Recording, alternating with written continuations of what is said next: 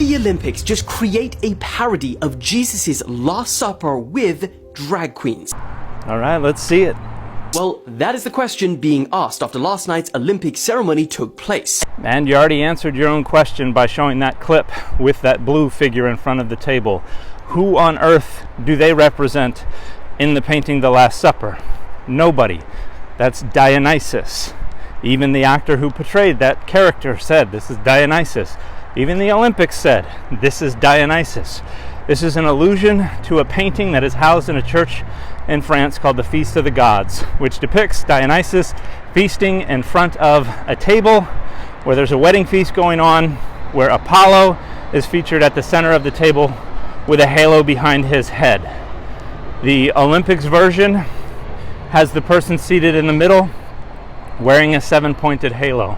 That originates in Greek iconography that was borrowed into Christianity.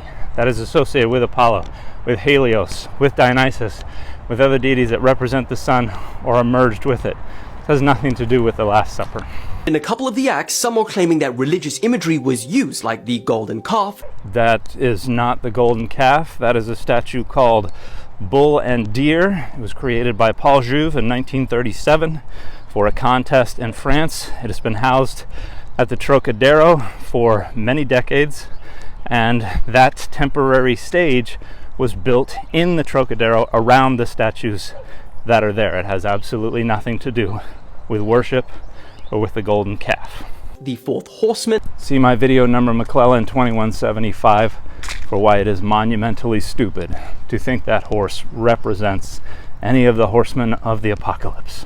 And one scene in particular is being compared to Leonardo da Vinci's mural of Jesus and his 12 disciples. In the scene, broadcast cameras pan out on a number of drag queens standing behind a raised stage, with one in the middle wearing a piece on her head that is likened to religious drawings of a halo with lines of light emanating out of it. Some outraged with this scene said this is extremely disrespectful to Christians, and that the Olympics declared loudly that the 2.4 billion Christians on Earth are not welcome.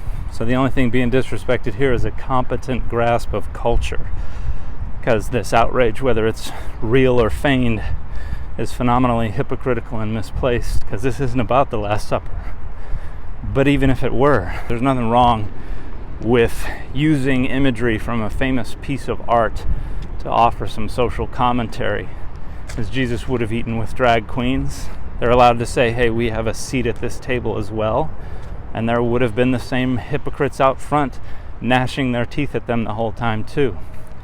And even if it is intended to be a critique or, heaven forbid, mockery, you don't get to spend so much time and effort trying to convince the world that everybody's part of a Christian culture, that Western civilization was built by Christianity, that is the foundation of our art and architecture and literature and law and everything, and then turn around and try to police who's allowed to critique it and which critiques are allowed.